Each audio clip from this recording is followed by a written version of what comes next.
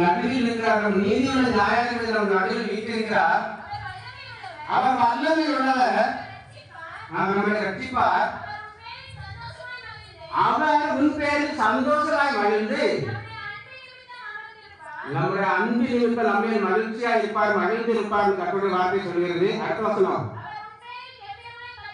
அவர் உன் பேரில் கம்பீரமாய் களி கூறுவார் இருந்து பண்டிகை ஆசரிப்பு இல்லாமையினால் உண்டான நிந்தை நிமித்தம் சஞ்சலப்பட்டவர்களாய் காணப்படுகிறோம்.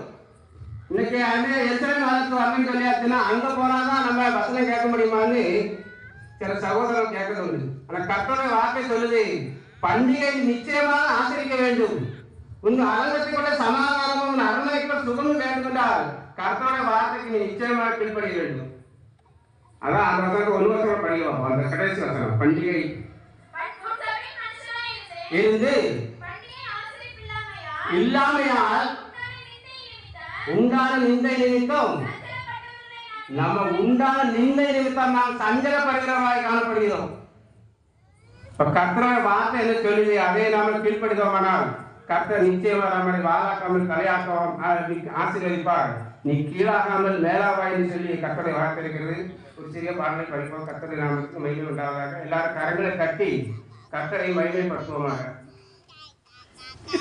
வானம் பூமி சமுத்திரம்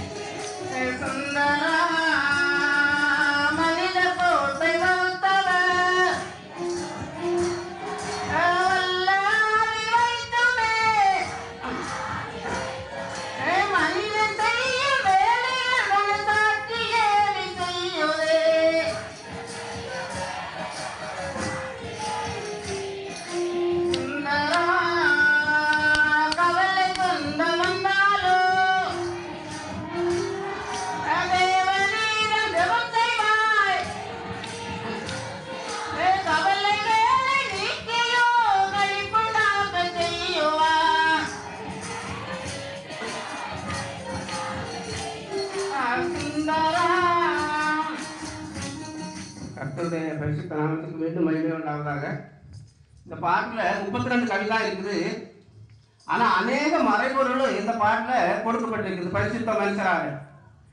ஏன்னு சொல்லியாச்சுன்னா, கவலை துன்பம் வரும்போது நீ தேவனிடம் ஜெபம் செய்வாய், உன் கவலைகளை நீக்கி உனக்கு களிப்பு உண்டாக்க செய்வேன் என்று கர்த்தருடைய வார்த்தை சொல்கிறது. ஏன்னு சொல்லியாச்சுன்னா, சங்கீத புஸ்தகம் 34ஆம் அதிகாரம் 8ஆம் வசனத்துல ஒரு சில வசனத்தை வாசிக்க கேட்போம். கர்த்தர் நல்லவர் என்பதை ருசித்து பாருங்கள், அவர் மேல் நம்பிக்கையா இருக்கிற மனுஷன் பாக்கியவான். அவருக்கு பயந்திருங்கள், அவருக்கு பயந்தவர்களுக்கு எந்த குறையும் கிடையாது. சிங்கக்குட்டிகள் தாட்சி அடைந்து பட்டினியாய் கிடக்கும், ஒரு நன்மையும் குறைபடாது. கர்த்தரை தேடுகிற பிள்ளைகளுக்கு ஒரு நன்மையும் குறைபடாது. அப்ப